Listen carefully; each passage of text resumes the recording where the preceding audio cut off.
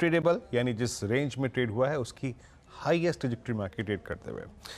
अब यहाँ से अब हम बिग मार्केट वॉइसेस की CNBC आवाज़ की कड़ी की तरफ रुख करते हैं। आज इस क्रम में हमारे साथ श्री राहुल भुस्कुटे, CIO भारतीय एक्सल लाइफ इंश्योरेंस के जुड़ चुके हैं। राहुल जी नमस्कार, कार्यक्रम में स्वागत है आपका। और इंडस्ट्रीज आज ऑल टाइम हाई पे, निफ्टी नया शिखर छुआ। अभी एक रिस्क एलिमेंट जो था बाजार के आगे, उसको आई थिंक समहाउ हमने अब नेविगेट करके हम आ ही चुके हैं। सरकार का गठन हो चुका है, फ्लोज डोमेस्टिक काफ़ी स्ट्रांग है और पिछले 10 दिन में राहुल जी हमने देखा कि FIs का पार्टिसिपेशन में मार्केट्स में काफ़ी ठीक ठाक रहा है। Substantial short cover with cash infuse. अभी बाजार यहाँ से लेकर बजट तक आपको लग कैसा रहा है, और अभी कोई हाल फिलहाल में कोई और रिस्क एलिमेंट नजर आ रहा है आपको? धन्यवाद वीरेंद्र, और नमस्कार आपको, आपके दर्शकों को। आपने मार्केट की बात कही, सही बात है। मार्केट टॉप पे पहुंच गया है, सब इंडिसेस टॉप पे हैं। और ये बहुत जस्टिफाइड है क्योंकि क्लियरली फ्लो ड्रिवन मार्केट है, और फ्लो जब तक चलती रहेगी, ये डोमेस्टिक इन्वेस्टर की, रिटेल इन्वेस्टर की, इंस्टीट्यूशनल इन्वेस्टर की डोमेस्टिक, तब तक ये मार्केट ऐसा ही रहेगा। वहां पे सिप का डेटा बड़ा अच्छा है, पेंशन का डेटा बड़ा अच्छा है जो फ्लोज का मार्केट में आ रहा है। और FIs, अभी आप कह रहे थे कि थोड़ा शॉर्ट कवरिंग हुआ है, बराबर है, थोड़ा शॉर्ट कवरिंग हुआ है FIs से। पर लास्ट 2.5 साल से FIs ने कुछ खरीदा नहीं है मार्केट में। अगर मैं साल का $20 बिलियन भी सोचूं तो $50 बिलियन की गैप है जो FIs भर सकते हैं। उसके बावजूद मार्केट स्ट्रांग है, इसका मतलब मार्केट में रेजिलियंस बहुत है, और ये तब तक चलती रहेगी जब तक फ्लो अच्छा रहेगा। अब से बजट तक कोई ऐसा स्पेसिफिक ट्रिगर नहीं दिख रहा है। मैं ये कहूंगा कि जब भी बहुत कॉम्प्लेसेंसी आ जाती है मार्केट में, जब लगता है कि कुछ खराब नहीं होने वाला है, सब ठीक है, तब सबसे बड़ा रिस्क पॉइंट होता है।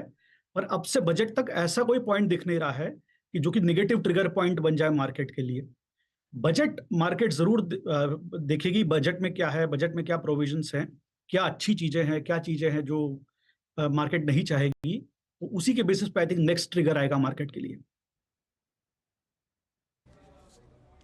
अच्छा राहुल जी, एक चीज़ यहाँ पे, क्योंकि जब इस सरकार का गठन हो गया, थोड़े बहुत आई थिंक जो कोalition गवर्नमेंट होती है उस पर डाउट्स होते हैं कि उसकी अब उसमें जो कोalition धर्मा को निभाने के लिए किस किस को क्या मंत्रालय दिए जाएंगे, लेकिन की पोर्टफोलियो थे वो BJP ने अपने पास रखे। पॉलिसी कंटिन्यूटी जो है वो मेरे लिए क्या मीनिंग है उसका? इस बाजार ने पिछले 2 साल में बहुत पैसा बनाया, डिफेंस पे, PSU बैंक्स पे, रेलवे स्टॉक्स पे। क्या इन थीम्स पे भी अभी भी रिलाय करना अच्छा रहेगा? कोई डाउट करने का कारण है आपके पास? तो इसमें आपने 3 बात कही वीरेंद्र जी। तो इसमें सबसे पहली बात है कोएलिशन गवर्नमेंट। तो ये हमने इसके पहले 2 जो सत्र थे, या जो दो दो दो इलेक्शन थे, उसमें हमने मेजॉरिटी गवर्नमेंट देखी है। बट उसके पहले इंडिया में कोएलिशन गवर्नमेंट रही है। और दुनिया भर में आप देखो, बहुत देश ऐसे हैं इंक्लूडिंग डेवलप्ड कंट्रीज जहां पे कोएलिशन गवर्नमेंट सक्सेसफुली रन करती है। तो मेरे ख्याल से coalition government as a concept से डरना नहीं चाहिए मार्केट को। हाँ, मार्केट की पोजीशनिंग मेजॉरिटी वाली थी, तो हो सकता है कि पहले दिन मार्केट ने थोड़ा रिएक्ट किया, बट उसके बाद मार्केट ने भी ये समझ लिया। और मैं पहले भी मैं कहता रहा हूँ कि अल्टीमेटली मार्केट को ये मैटर करेगा कि पॉलिसीज क्या है, और पॉलिसीज के चलते कंपनीज के रेवेन्यूज और अर्निंग्स क्या है और ग्रोथ क्या है। तो वो तो पहला पॉइंट है कोएलिशन गवर्नमेंट पे। दूसरा पॉइंट है आपका कि जो पॉलिसी कंटिन्यूटी थी, तो उसमें भी हमने देखा कि प्रधानमंत्री वही हैं, एंड सब मिनिस्ट्रीज उन्हीं को गई है जो पहले मिनिस्टर्स थे लार्जली।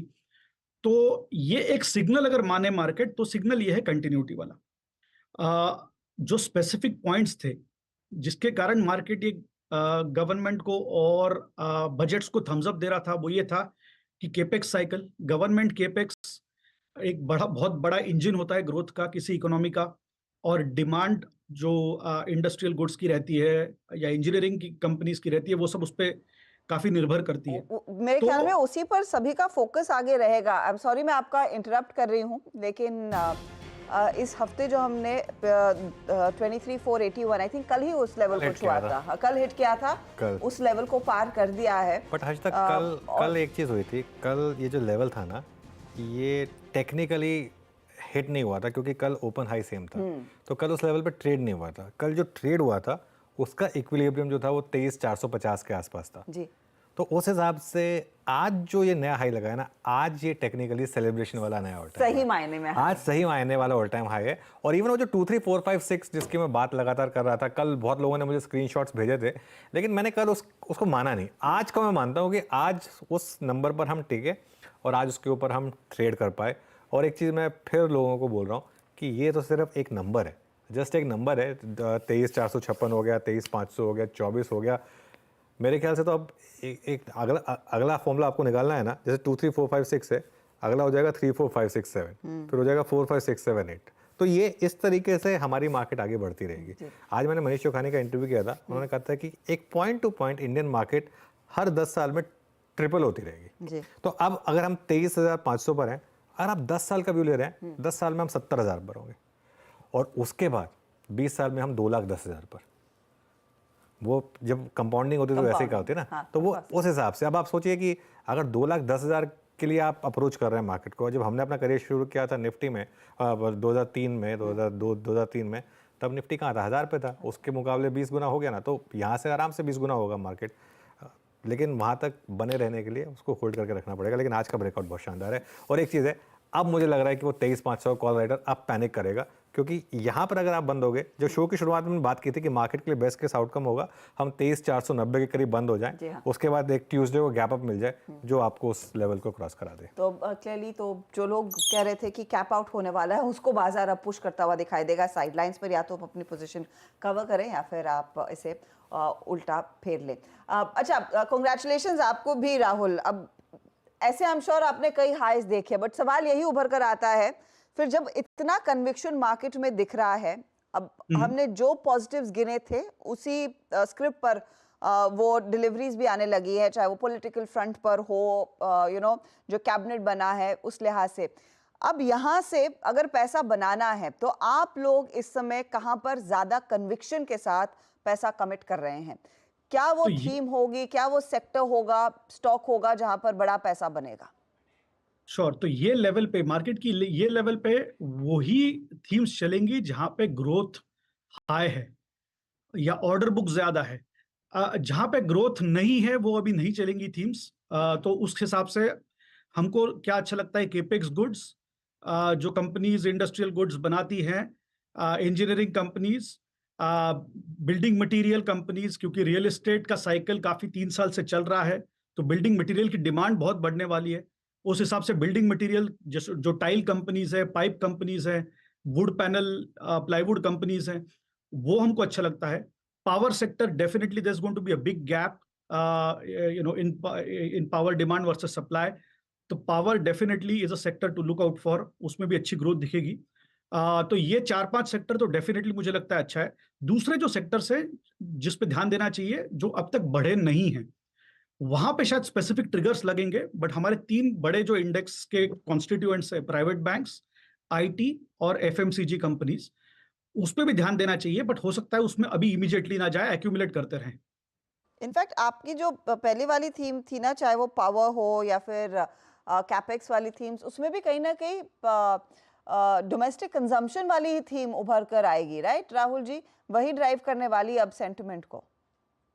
तो भारतीय एक्सा में तो हमारा क्लियर ये है कि हम लोग लोकली बुलिश हैं और ग्लोबली कॉशियस हैं, क्योंकि ग्लोबली पिक्चर बहुत अभी कंफ्यूजिंग है। तो उसके हिसाब से जो भी ग्लोबल सिक्लिकल हैं, जहां पे भी ग्लोबल डिमांड, ग्लोबल इकोनॉमी के कारण चीजें इंपैक्ट होती है, वहां पे हम लोग थोड़े कॉशियस हैं। बट डोमेस्टिक जो आपने कही बातें, वो एकदम बराबर हैं। जो डोमेस्टिक स्टॉक्स है, जो डोमेस्टिक कंजम्पशन स्टोरी है, केपेक्स स्टोरी, अभी केपेक्स चल रही है, बट मुझे कोई डाउट नहीं है कि अगले 1-2 साल में डोमेस्टिक कंजम्पशन स्टोरी का एक इंजन भी चालू हो जाएगा। तो उसके जो प्लेस हैं, वहां पे मुझे लगता है सबसे अच्छी तरह से पोजिशनिंग होनी चाहिए आजकल। तो क्योंकि आप ग्लोबल कॉशियस हैं, फिर टेक्नोलॉजी पे कॉशियस और साथ ही फार्मा पर भी कॉशियस हैं क्या? तो आपने 2 जो सेक्टर कहे, दोनों ग्लोबल सेक्टर है, बट दोनों में नुआंस्ड अलग अलग है व्यू। आईटी कंपनीज का मार्केट, यूएस का, एक्चुअली दोनों सेक्टर आप देखें तो यूएस एज अ मार्केट बहुत इंपॉर्टेंट है दोनों सेक्टर्स के लिए। और actually US as a market दोनों सेक्टर के लिए अलग अलग चीजें ऑफर कर रहा है। आईटी में क्लियर चैलेंजेस हैं वहां पे राइट नाउ। जो कंपनीज के ऑर्डर बुक्स हैं, उनकी ग्रोथ अगर आप देखें तो चैलेंजिंग रही है। उसके चलते कंपनी की आप देखिए बेंच स्ट्रेंथ भी देख लिए, तो बेंच स्ट्रेंथ भी इन लोगों ने काफी कम की है। यूटिलाइजेशन रेट 85% है। तो मेरे हिसाब से तो जब तक यूएस में क्लैरिटी नहीं आएगी, और वो तभी आएगी जब यूएस फेड रेट कट करने लगेगा, interest rates, US federal reserve, और तभी आईटी स्टॉक्स को एक ट्रिगर मिलेगा मूव अप करने का। हो सकता है उसके पहले नैस्डैक में मूवमेंट आ जाए और उसको देख के इंडियन आईटी कंपनीज के स्टॉक्स भी अच्छे करने लगे। Pharma on the other hand, pharma में एक्चुअली यूएस में बड़ा अच्छा सिचुएशन बन रहा है, जहां पे डिमांड अच्छी है, ड्रग शॉर्टेज है, और प्राइसिंग लेवल्स का अच्छा स्कोप है वहां पे। तो जो अमेरिकन फुटप्रिंट वाली फार्मा कंपनीज है, इंडिया की कंपनी जो एक्सपोर्ट कर रही है यूएस को, वहां पे हम लोग पॉजिटिव हैं एक्चुअली। ओके, चलिए बहुत बहुत शुक्रिया आज हमारे साथ जुड़ने के लिए और हमसे बात करने के लिए Rahul, thank you so much. चलिए अब